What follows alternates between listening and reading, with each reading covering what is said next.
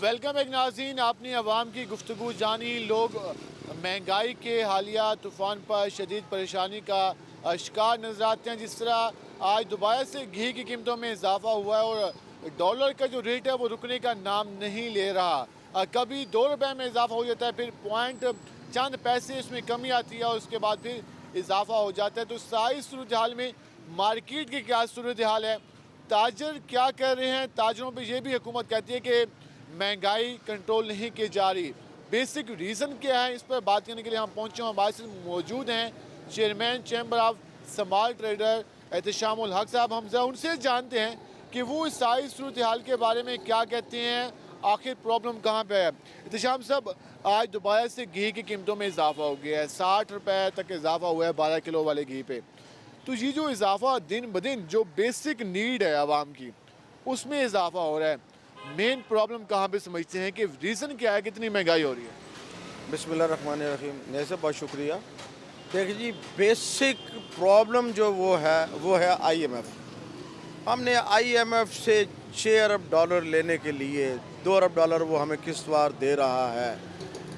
मैं पहले भी कह चुका हूँ कि 2 अरब डॉलर 340 रुपये बनता है, जबकि हमने ये जवान प्रोग्राम या मुस्तक़िल पाकिस्तान प्रोग्राम में 1400 अरब रखा है। उसमें से अगर हम 340 अरब रुपये निकाल लें तो ये महंगाई इतनी फेस ना हमें करनी पड़ती।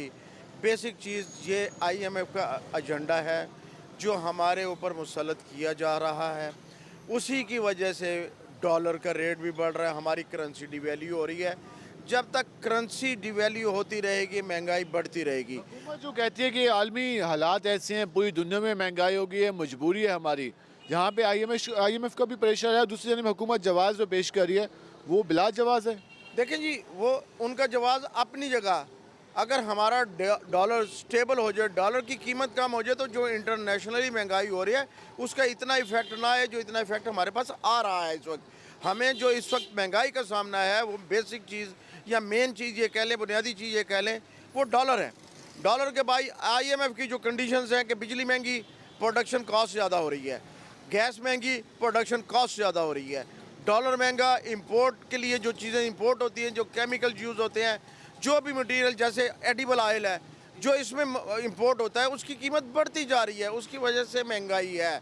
चीनी हमने इंपोर्ट की है, गवर्नमेंट कह रही है जी कि 35 रुपये हम सब्सिडी दे रहे हैं। इसी तरह अगर बेसिक चीज़ें 2-4 पे और सब्सिडी दे दें तो शायद कम से कम गरीब आदमी एक वक्त का खाना सकता है। जी जानना चाहेंगे कि जो इस वक्त मार्केट की क्या सूरत हाल है, मार्केट में कस्टमर का बिहेवियर कैसा है, दुकानदार ताजी हज़रात किस सूरत हाल से गुजर रहे हैं, मार्केट क्या कह रही है? देखिए जी, कस्टमर के बिहेवियर की वजह से ताजर बहुत परेशान है। ताजर का कारोबार ना होने के बराबर है। वो भी इस उम्मीद में है कि शायद को डॉलर स्टेबल हो जाए, रेट कम हो जाए तो कारोबार अच्छा हो जाएगा।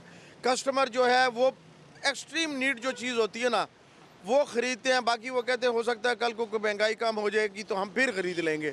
उसकी वजह से ताजर भी पीस रहा है, कस्टमर भी पीस रहा है, पूरे पाकिस्तान की आवाम पीस रही है। तो हम कहते हैं कि मार्केट में जमूद है, ठहराव है, खामोशी है, वही सूरत हाल है। बिल्कुल ऐसे ही है, ऐसे ही कंडीशन है। को वेरी रेयर बहुत सा कम कारोबार होगा। आप देखें शादियों के सीज़न है, मार्केटों में हु का आलम है, कोई बंदा जा ही नहीं रहा। वो कह रहे हैं कि अच्छा यार पुराने कपड़े पहन के गुजारा कर लेंगे, वरना शादियों के सीज़न में, ये शादियों का सीज़न होता है। मेरी इस मार्केट में गाड़ियाँ खड़ी करने की जगह नहीं होती, लोग जो कार्ड बनवाने आते हैं। यही सूरत हाल है कि महंगाई की वजह से लोगों के 2 टाइम का चूल्हा जलना मुश्किल है। ऊपर से गैस की लोड शेडिंग शुरू हो गई है, वो भी नहीं। जो थोड़ा बहुत चूल्हा जलता तो लोग कहेंगे चलें गैस भी नहीं आ रही, आज बच्चों को भूखा सुला देते हैं। सारा सिलसिला आप कह रहे हैं कि ताजिर भी परेशान है, कस्टमर के पास वसाइल नहीं है कि वो चीज़ें खर्च कर सके।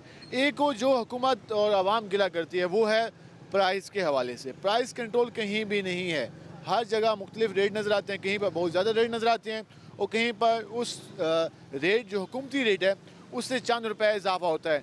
तो जो प्राइस कंट्रोल कमेटी है, आप भी उसके मेंबर रहे हैं, अभी भी हैं, तो वो क्या कर रही हैं? क्या उनकी बात सुनी नहीं जाती या वहाँ पर डिबेट नहीं होती इस पर? देखें जी, बड़ा सिंपली मैं बताता हूँ, मैं प्राइस कंट्रोल कमेटी का मेंबर हूँ, लेकिन वहाँ पर हमें एक लिस्ट आ जाती है हमारे पास जो चीफ सेक्रेटरी की तरफ से होती है। चीफ सेक्रेटरी साहब एक रेट दे देते हैं कि आपने इस चीज़ की रेट ये मुकर्रर करना है, लेकिन हकीकत उसके बरक्स होती है। मार्केट में वो चीज़ अवेलेबल नहीं होती। अगर होती भी है तो वो फिर आपके खाने के आपके इस्तेमाल में नहीं आ सकती। पूरी पंजाब की लिस्ट होती है? वो पूरे पंजाब की के लिए लिस्ट होती है कि जी आपने इससे ऊपर नहीं जाना या नीचे जाना। फिर वो डीसी साहब क्या करते हैं, तमाम अजला के मंडियों के रेट लेते हैं, जो मिनिमम होता है उससे 1-2 रुपया ऊपर नीचे करके रेट फिक्स कर देते हैं, लेकिन हकीकत में वो अवेलेबल नहीं होता। अगर होता है तो वो खाने के काबिल नहीं होता। मार्केट तो डिमांड सप्लाई के रूल पे काम करती है। अगर हम मुल्तान की बात कर लें या राजनपुर की मार्केट की बात करें तो मुख्तलिफ होगा। वहाँ पर अगर चीज़ अवेलेबल है, यहाँ तक पहुँचने के लिए ट्रांसपोर्टेशन कास्ट भी लगेगी और सारा कुछ, तो फिर उस बेस पे किस तरह से रेट हर डिस्ट्रिक्ट के बन सकते हैं? देखिए जी, बात यह है कि मुल्तान में किसी चीज़ की शॉर्टेज नहीं है। सरकारी चीनी ले लें या प्राइवेट मिल्स की चीनी, वो भी अवेलेबल है, लेकिन गवर्नमेंट नहीं बेचने दे रही। ठीक है, अच्छी बात है, लोगों को सस्ती चीनी मुहैया की जा रही है, पाबंदी लगा दी कि आपने नहीं लोकल चीनी नहीं बेचनी। लेकिन जो बात है कि शॉर्टेज नहीं है, अवेलेबल है। रेट फिक्स जो किए जाते हैं, आप राजनपुर को कंपेयर कर रहे हैं, मुल्तान की एशिया की बहुत बड़ी मंडी है, लेकिन राजनपुर की मंडी छोटी है। वहाँ पर रेट कंपैरेटिवली मुल्तान के कम होते हैं। वहाँ अगर वहाँ की कोई लोकल प्रोडक्शन है तो वहाँ पे उनको कैरेज जो कास्ट आती है वो कम आती है, जिसकी वजह से रेट्स का फ़र्क होता है। अब मुल्तान में अगर कोई मंडी बड़ी है, मुल्तान में अखराजात भी ज़्यादा हैं, रेट थोड़ा सा ज़्यादा होता है। अब छोटी मंडी का, मेलसी का मुल्तान से कंपेयर नहीं कर सकते, राजनपुर का आप मुल्तान से कंपेयर नहीं कर सकते, मुल्तान को आप लाहौर के साथ कंपेयर नहीं कर सकते।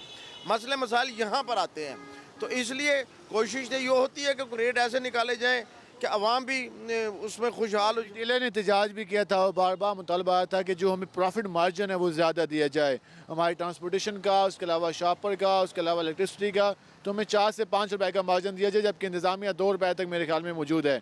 तो इस पर कोई बातचीत चल रही है? देखिए जी, हमेशा मार्केट जब जो हमारी कमेटी की मीटिंग होती है, प्राइस कमेटी की मीटिंग होती है, डीसी साहब अगर चेयर कर रहे होते हैं या एडीसी साहब कर रहे होते हैं, उनको यही कहा जाता है कि देखें जी, ट्रांसपोर्टेशन कॉस्ट भी है, इसमें शॉपर भी लगना, उसने मंडी से लाकर रिटेलर ने अपनी शॉप पे लाकर उसको पैक करना है, पैक का भी अखराजात आते हैं। फिर जब तोलते हैं उसमें डालते हैं, थोड़ा बहुत उधर से भी कमी हो जाती है, तो इतना मार्जिन दे दें कि चले रुपया 1.5 रुपये का मार्जिन तो दुकानदार को मिल जाए ना, कि वो खुशहाल तो हो जाए थोड़ा बहुत। ये बात तो ठीक है, लेकिन नाजायज़ मुनाफाखोरी इसको कैसे रोका जा सकता है? वो भी तो ताजिर कर रहे हैं, ताजिर तंजीमें इस पर क्या कर रही हैं? कुछ बातचीत चल रही हो, जब कोई होती है कार्रवाई, हड़तालें शुरू हो जाती हैं, एहतजाज शुरू हो जाते हैं, तो उसका हल क्या है? देखिए जी, हमने कभी नाजायज़ मुनाफाखोरी को सपोर्ट नहीं किया, हमेशा कंडेम किया है। अगर कोई करता है उसको ले जाते हैं। मेरा रिकॉर्ड है कि मैं कभी किसी का, अगर किसी ने प्राइस रेट, जो प्राइस कंट्रोल कमेटी के जो रेट हैं उससे अबव गए हैं, भले उसकी चीज़ अच्छी है, तो अबव गए हैं तो हमने उसको सपोर्ट नहीं किया। इंतज़ामिया ने जो एक्शन लिया, हम उनके साथ खड़े होते हैं। इंतज़ामिया फ़ाइन करे, सील करे, ये इंतज़ामिया का इस्तकाक है, जो भी वो करना चाहती है। हमने कभी उनको जो सपोर्ट नहीं किया। और अब भी मैं यही पैगाम देना चाहता हूँ अपने ताजर भाइयों के कि ज़ख़ीरा अंदोज़ी से भी अवॉइड करें, ज़्यादा मुनाफाखोरी से भी अवॉइड करें, उतना मार्जिन रखें कि अपने बच्चों का पेट पाल सकें। इंतज़ामिया बार-बार कहते हैं निशानदेही की जाए, तो उसमें कोई हेल्प हो सकती है? देखें जी, इंतज़ामिया के पास अपनी भी टीम है। हम ये हमारे लिए मुमकिन नहीं है कि हम जाके इंतज़ामिया को, लोग व्हाट्सएप ग्रुप बने हुए हैं, उस पर इंतज़ामिया को इतला करते रहते हैं। प्राइस कंट्रोल कमेटी का हमारा ग्रुप बना, उसमें लोग जो कंज्यूमर्स हैं वो इतला करते रहते हैं, लेकिन बीइंग मार्केट के कुछ सदर के या जनरल सेक्रेटरी के या chairman chamber of small trader के, मैं तो इंतज़ामिया को जाके ये नहीं कहूँगा कि जी आप इस दुकानदार को पकड़ें।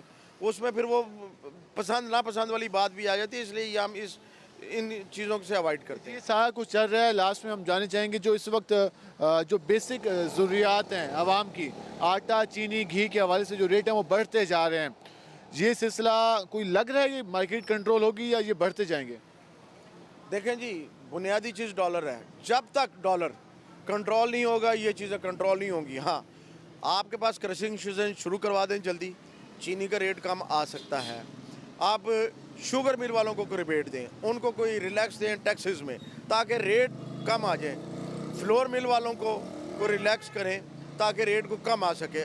इन दो चीज़ों को तो आप मेजर कर सकते हैं। गवर्नमेंट को ये मेजर्स लेने हैं महंगाई को कंट्रोल करने के लिए। आज तो गवर्नमेंट धड़ाधड़ अपनी तरमीम पास करवा रही है, तो हम उम्मीद करते हैं कि शायद कोई अच्छा आवाम के लिए भी कुछ कीजिए, अच्छा सोच ले पार्लियामेंटेरियन हमारे।